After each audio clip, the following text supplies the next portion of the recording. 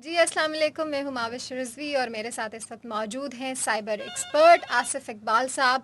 किसी भी तारुफ के मोहताज नहीं हैं। आज हम इनसे कुछ गपशप करेंगे। अस्सलाम वालेकुम आसिफ साहब। वालेकुम अस्सलाम।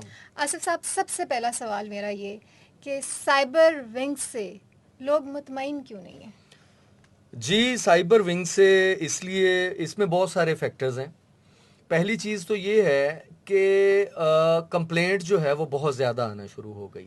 ये 3G और 4G आने के बाद से ये मैसिव जो नंबर ऑफ कंप्लेंट्स हैं, 1 लाख से ज़्यादा कंप्लेंट्स हैं जो last year cyber crime wing को मौसूल हुई हैं। और 1 लाख कंप्लेंट्स को डील करना और उनको मेरिट पे करना, आपको पता है कि उसके लिए टाइम चाहिए होता है। फिर जो भी कंप्लेंट लेके आता है उसकी कोशिश होती है कि आज ही उसका हल कर दिया जाए। लेकिन आपको फाइनेंशियल फ्रॉड में जो कंप्लेंट्स होती हैं उसके लिए आपको बैंक से डाटा लेना पड़ता है और मुख्तलिफ ऑर्गेनाइजेशन से लेना पड़ता है। फिर जिसके नाम पे अकाउंट है वहाँ से आगे ट्रांसफ़र किया होता है, तो वो टाइम लग जाता है उस पर। लोग एक्चुअली चाह रहे होते हैं कि उसी दिन हो जाए। दूसरा, सोशल मीडिया के हवाले से जहाँ पे हरासमेंट और ब्लैकमेलिंग के मामलात होते हैं, वो भी बहुत ज़्यादा कंप्लेंट्स होती हैं। उसमें भी लोगों का यही कंसर्न होता है कि फौरी तौर पे उनको डील क्यों नहीं किया गया। अच्छा, उसमें जो बैरियर्स हैं वो ये है कि पहली चीज़ तो ये है कि कंप्लेंट्स बहुत ज़्यादा। हमारे पास अभी 800 से 1000 इंक्वायरीज, कंप्लेंट्स पर ऑफिसर अभी अच्छा। जो डील कर रहा है। तो ये ह्यूमनली पॉसिबल नहीं है, अंडर स्टाफ है। इसमें जिस लेवल पे कंप्लेंट्स आ रही हैं इसमें इंडक्शन और होनी चाहिए ऑफिसर्स की। और दूसरी चीज़ ये है कि हमारी ट्रीटीज साइन नहीं है। जो इंटरनेशनल ऑर्गेनाइजेशंस हैं जैसे फेसबुक है, ट्विटर है, इनके साथ हमारी डायरेक्ट ट्रीटीज होनी चाहिए हमारे स्टेट के लेवल पे। उससे ये होगा कि जो डाटा शेयरिंग है उनके साथ हमारी, वो तेज हो जाएगी। यानी विद इन डेज आपको डाटा मिल जाएगा, same day, next day, with in hours. अब क्या होता है, क्योंकि ट्रीटीज के अलावा वो हमारे साथ कोऑर्डिनेशन तो उनकी चलती है, लेकिन अभी 4 to 6 वीक्स वो लगा देते हैं। तो ऑब्वियसली इतना टाइम लग जाता है वहाँ से डाटा आने में, और उस डाटा की बेस पे आपने कार्रवाई करनी है, तो इसलिए वो डिले हो जाता है।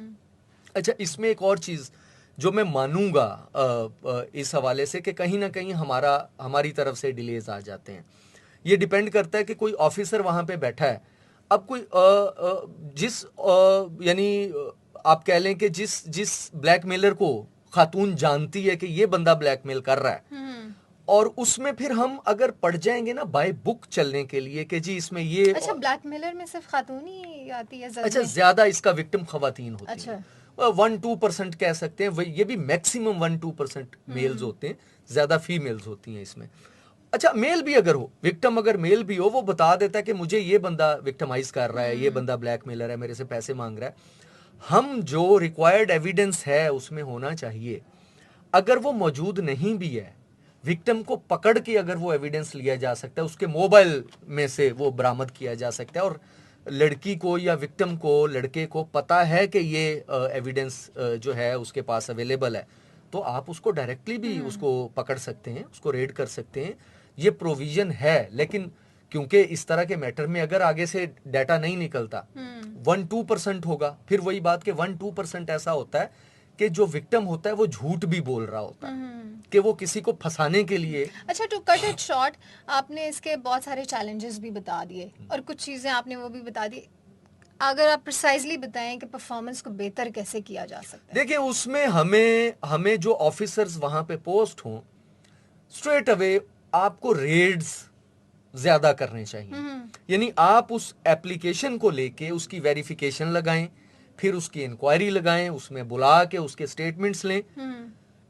इसमें यह है कि कंप्लेनेंट आए, उसकी पॉइंटेशन पे आप जाके उसको पकड़ लें, उसके मोबाइल को चेक करें, डाटा निकल आता है।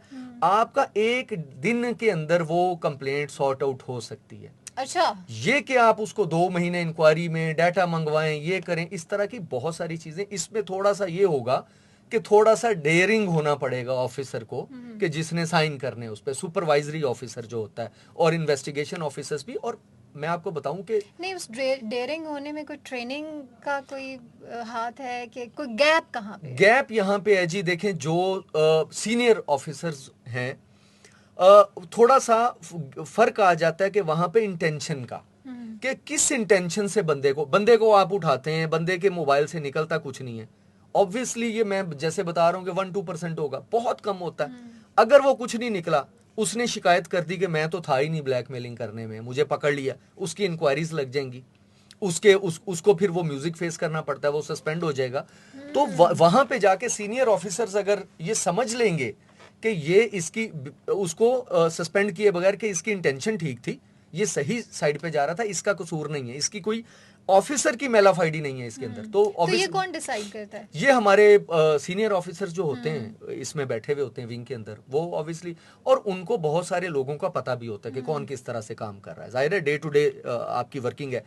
अच्छा, इसमें 10 ऐसे केसेस होंगे कि जो मेरिट पे उसने किए होंगे, आप उसको लंबे प्रोसीजर में उलझाने, स्टेटमेंट्स ले रहे हैं, ये वो जो हमारे एसओपीज हैं बेसिकली, या किसी भी इदारे के एसओपीज हो सकते हैं, उन एसओपीज को हर केस के ऊपर अप्लाई नहीं किया जा सकता। अच्छा। ये बेसिकली ट्रेनिंग होनी चाहिए और ये समझना चाहिए। अच्छा, साइबर क्राइम विंग के लॉज हैं, क्योंकि आप एसओपीज की बात करें, आपको लगता है कि लॉज में कोई अमेंडमेंट भी होनी चाहिए या यू आर सेटिस्फाइड? देखिए जी, ये हमारे लिए बड़ी अच्छी चीज़ है कि हमारे पास कॉम्प्रिहेंसिव लॉ मौजूद है, जो कि बहुत सारे मुल्कों के पास नहीं है। ऑल्दो हमारे पास देर से आया, इंडिया का 2000 में था, 2002 में, और अमेरिका का 85 में था, इंग्लैंड का 90 में था, हमारे पास 2016 में आया।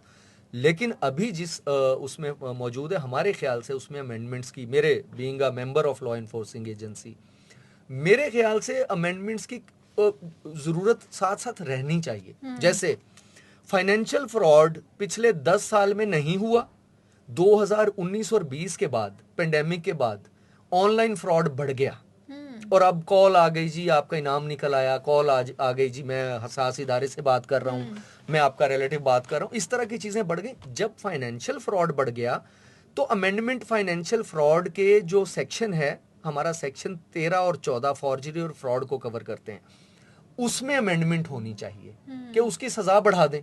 आप एक बंदा 1 करोड़ रुपए का फ्रॉड करता है और सजा उसकी है ही नहीं, आप वो स्ट्रेट अवे, वो नॉन कॉग्निजेबल है, वो बेलेबल ऑफेंस है, आप उसको अरेस्ट ही नहीं कर सकते। अच्छा, ठीक है, तो ये वो चीजें हैं। जब फाइनेंशियल फ्रॉड बढ़ा तो इसमें सजा बढ़ानी चाहिए। जो आपके यहाँ पे मुआशरे के अंदर जो फ्रॉड बढ़ता है, स्टेट के इदारों के खिलाफ लोग बात ओपनली करते हैं, हर इदारे को रगड़ देते हैं, इदारों के ऑफिसर्स के नाम ले लेके रगड़ देते हैं। अब बात ये है कि उसके ऊपर कानून क्या है, उसमें अमेंडमेंट होनी चाहिए। मतलब जो चीज सोशल मीडिया को अगर पाकिस्तान के अंदर आपने कंट्रोल करना है, इसको रेगुलेट करना है, आपको सजाओं में अमेंडमेंट्स करनी पड़ेंगी। और बहुत सारी शिकें, अब पूरे साइबर क्राइम के लॉ में हैकिंग का वर्ड ही नहीं है, अनऑथोराइज्ड एक्सेस टू इंफॉर्मेशन, ठीक है, वो एक ऑल्टरनेट टर्म है, लेकिन हैकिंग का वर्ड होना चाहिए उसके अंदर कि पता चले कि ये, क्योंकि ये बेसिक टर्म है एक कंप्यूटर क्राइम इन्वेस्टिगेशन के हवाले से। अच्छा, उसमें सजाएं बहुत कम है, सजाएं उसमें ज्यादा होनी चाहिए, और उसका प्रोसीजर जो है फाइनेंशियल क्राइम का और कर दें। सोशल मीडिया का जो क्राइम है, बेसिकली मैं आपको बताऊं, सोशल अच्छा, एक तो सजा कम है, दूसरा पकड़े नहीं जाते, फिर तीसरा अगर पकड़े भी जाएं तो वो सुनने में ऐसे ही है कि वो रफा दफा हो जाता है केस। देखें, वो वहां पे आके जो है वो हमारा सोसाइटी के जो हमारा कल्चर है वो इसमें मैटर करता है।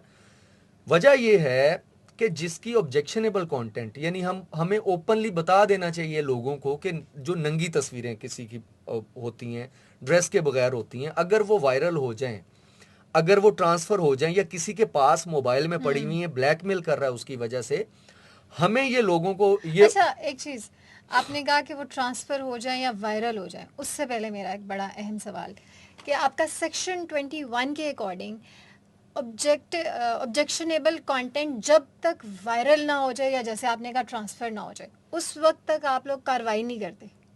मतलब आप इंतजार करते हैं कि किसी की इज्जत खत्म हो हम जाए? इंतजार नहीं करते एक्चुअली, वो मैंने जैसे बताया कि कानून में अमेंडमेंट्स होनी चाहिए कि जिस तरह का क्राइम हो रहा है उसको रोकने के लिए उन खास शिकों के ऊपर अमेंडमेंट्स हो जाएं, वो जरूरी है।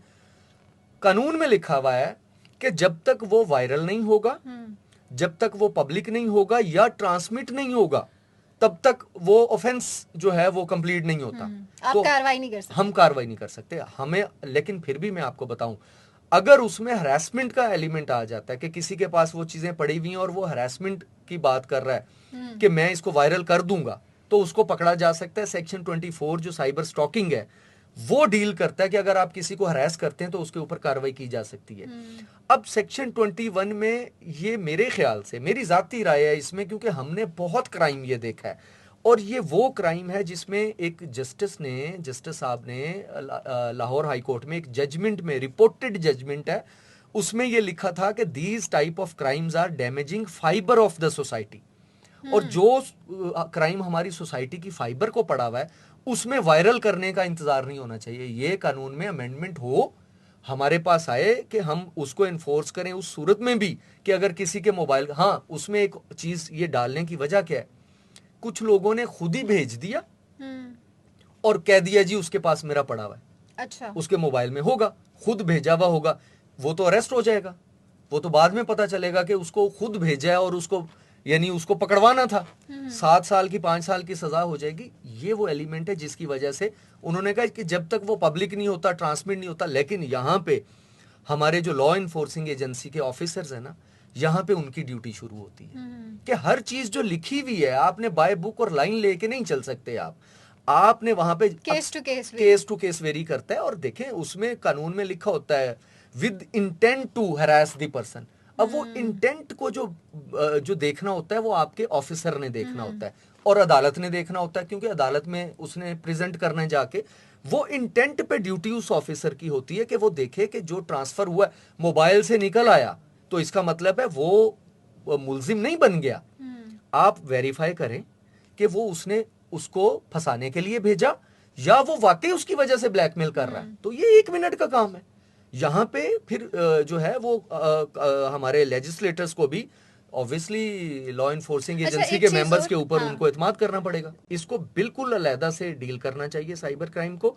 और दूसरी चीज ये है कि इसके अंदर आपको यानी अप्रोच जो है वो आपको इतनी ऑफेंसिव और वो करनी पड़ेगी कि आप मैं ये समझता हूं कि आप लोगों को नोटिस करने की बजाय जहां पे 21-22 सेक्शंस का मामला आता है जिसमें चाइल्ड पोर्नोग्राफी है या जिसमें ये ऑफेंसेस अगेंस्ट मॉडेस्टी है, जिसमें ऑब्जेक्शनेबल कंटेंट होता है, इसमें रेड्स करने चाहिए, इसमें लोगों को पकड़ना चाहिए, ना कि उनको बुलाएं। आप किसी को नोटिस करते हैं कि जी आओ जी आपने ये काम किया है, वो तो हर चीज डिलीट करके आएगा, आपको उसका मीडिया सीज करना है। और दूसरी हमारे पास एविडेंस जो है, हम स्टीरियोटाइप कुछ देखा कि चल रहे हैं कि फोरेंसिक रिपोर्ट के ऊपर अगर उसके मोबाइल से डाटा नहीं निकलता हम कहते हैं जी इसके मोबाइल से डाटा ही नहीं निकला। भाई जो आईपी एड्रेस है वो डायनेमिक होता है, वो स्टैटिक नहीं होता, उसको फॉर्ज नहीं किया जा सकता इस तरह से। यहाँ पे हमने आज तक एक केस नहीं देखा। अगर उसका आईपी एड्रेस निकल रहा है तो वो मुलजिम है। आईपी एड्रेस भी उतना ही ऑथेंटिक एविडेंस है जितना कि उसके मोबाइल में से डाटा निकलना। लेकिन आईपी एड्रेस को हमने इस तरह से प्रेजेंट ही नहीं किया। हम यानी कोर्ट्स के अंदर जाके उस तरह से उससे फायदा नहीं ले सके। तो इसको थोड़ा सा इसमें एसओपीज चेंज करने पड़ेंगे और हमें अपनी परफॉर्मेंस बेहतर करने के लिए उस पे फौरी तौर पे उस पे एक्ट करना पड़ेगा। अच्छा जी, आखिर में देखने वालों को अगर कोई आप सजेशन देना चाहें इसी सारे जो हमने सारी डिस्कशन की है उसका क्रक्स। इसमें सबसे पहली चीज ये कि साइबर क्राइम विंग को अप्रोच जरूर करें। ये देखें, ये अगर सोच ले बंदा कि ये ना हो जाए, हम बदनाम ना हो जाए। बहुत सारी ऐसी लड़कियां होती हैं कि जो खुद आती हैं, अपनी फैमिलीज के साथ नहीं आती हैं और उनको वहां पे इंसाफ भी मिलता है, एक दिन में उनका काम भी होता है। जो काम साइबर क्राइम विंग कर रहा है वो नजर कम मारें, जो नहीं होता वो लोग पीटते हैं जाके तो वो आपको नजर भी आता है। अगर आप एक दिन साइबर क्राइम विंग में किसी भी सेंटर में जाके बैठे, आपको पता चलेगा कि 10, 15, 20, 30 लोगों के मसाइल एक दिन में हल होते हैं। लेकिन क्योंकि कंप्लेंट्स हंड्रेड्स में होती हैं, वो ह्यूमनली पॉसिबल नहीं है। लेकिन हो सकता है आप 29 में हो जिनकी कंप्लेंट को एड्रेस किया जा सकता है। तो साइबर क्राइम विंग को अप्रोच जरूर करें। अपनी फैमिली को इन्वॉल्व करने के अलावा भी आप आ सकते हैं। और तीसरी चीज यह है कि अकेली लड़की भी जा सकती है। साइबर क्राइम विंग में 30% से ज्यादा फीमेल ऑफिसर्स हैं जो इनको डील करती हैं। बहुत शुक्रिया आसिफ साहब आपका। आप सब देखने वालों को बहुत शुक्रिया। फिर मिलते हैं एक और नए एपिसोड के साथ। Thank you. Allah Hafiz.